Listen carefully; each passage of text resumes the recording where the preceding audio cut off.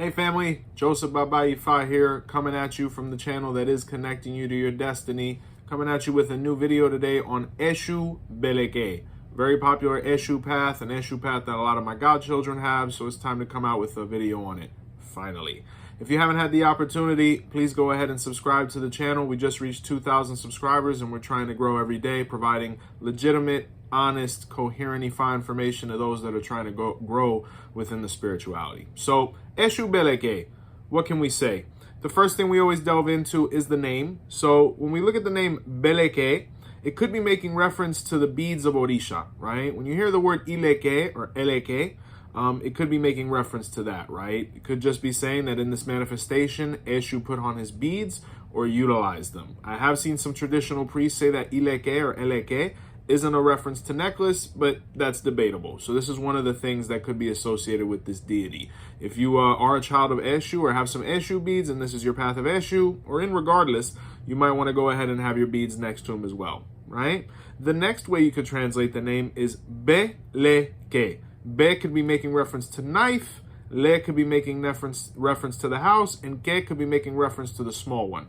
So, or Be could also be making reference to the Abbe, Eshu, which is the blade of Eshu, right? So it says the knife or the blade is in the house with the small one, or the knife or blade is carried by the small one, right? This could even be making a reference to the blade on Eshu's head, also making reference to his utilization of a knife, or actually his childlike, or more better said, violent nature, right? When he's not appeased to, Eshu becomes an issue. And this blade could be on his head or metaphorically in his hand. So that's another way to translate his name. Another way is Eshu is the little one in the house with the blade or knife. We touched on that.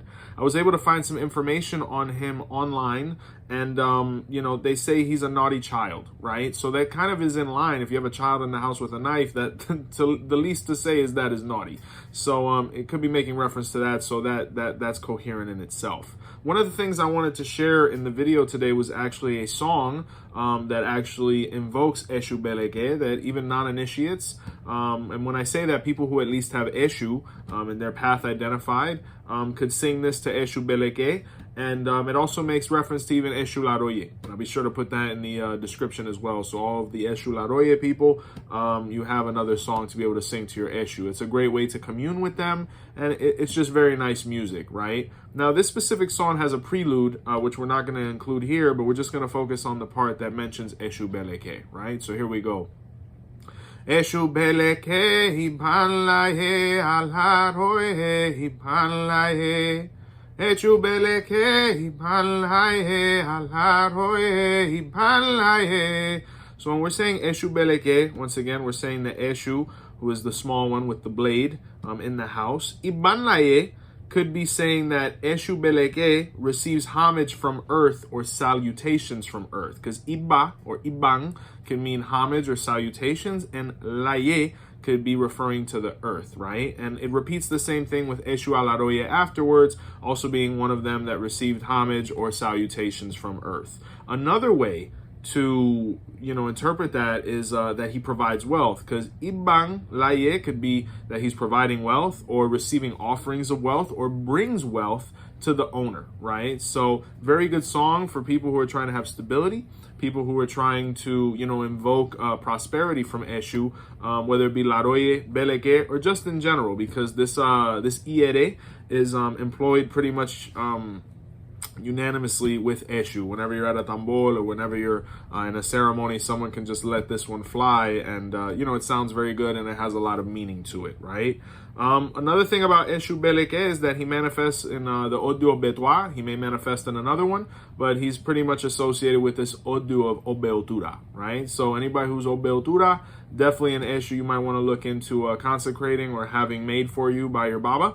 And a great one that's going to provide a lot of blessings, right? There is actually, I'll go ahead and add a pataki, why not?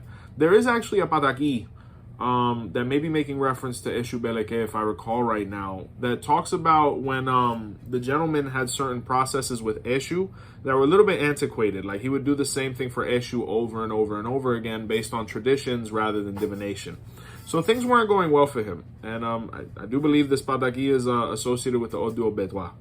And he wouldn't make offerings to Eshu the way Eshu wanted, but due to the fact that he had so many habits that came from tradition rather than, divination or scripture, he kept doing the same thing and not getting very good results. So what he did is ultimately he went to his godfather or his baba, who was Orumila, and he said, hey, I'm very diligent with Ifa, I do things the right way, but I'm not seeing a lot of compensation for it. And Orumila said, well, are you taking care of Eshu? He's like, oh my God, yes, I take care of him every week. And Orumila was like, well, how do you take care of him? He's like, no, I do the same thing every week. I do the red palm oil, all these other things, the basics, what I was taught. And Orumila said, well, have you ever asked Eshu if he wants anything different? And Obedwa looked at him and said, no, why would I do that? Everything's working. Orumila said, well, if you're mentioning it to me, it's because things aren't working that well. And, Obedwa kind of looked at him and he said, well, I'll go ahead and do divination then. Let's see what happens. And when they did divination, Obedwa was revealed where Eshu wanted a rooster. So Obedwa was shocked. And he got the rooster and he offered it to Eshu, and who was Eshu Beleke possibly. And he was like, well, why didn't you tell me you wanted a rooster? And Eshu's like, I've been trying to tell you, but you don't give me an opportunity to speak to you. I would have told you this a long time, and I wouldn't have had to make things happen to the point where you actually paid attention and offered me what I was asking for. So they reconciled, everything went well, and then Eshu Beleke helped Obedwa progress and proceed, right? It's ironic, I actually met a gentleman recently who's Obedwa, and we were talking. And Obedwa is a really ironic Odu. I really don't get into Odu much, but just because it has so much to do with this this path of Eshu, I will. In this specific story, he was a son of Eshu, and Obedwa speaks a lot about prosperity, like from an economic standpoint. He's known as the jeweler of Olodumare. But in my experience between consultations, clients, etc., I've noticed that economic problems are actually pretty frequent there. So it's kind of ironic that the jeweler of Olofing, someone with this Odu or for whom this Odu is revealed, is actually going through economic situations. So, I'm actually discussing Ifa with this gentleman. He comes in, we start chopping it up, and he tells me, I'm Obedwa. I was like, oh man, your sign speaks about this, this, and this, just trying to lend a helpful piece of information. And he says, I'm a son of Eshu.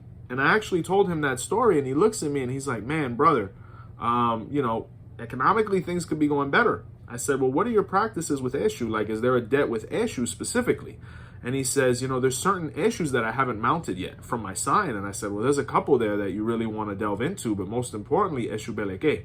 Right? Because if we look at Eshu Beleke, he was actually the one who interrupted the prosperity from coming because the person didn't want to change their habits and assimilate to what Eshu actually wanted. Where, this is kind of making reference that Ifa is a living religion. We can have habits, but every now and again, the Orishas want something different. Every now and again, we either have to switch it up or we have to do divination to see if they want anything, and if so, what is it, right? So Eshu Beleke, you could say, is a little bit temperamental.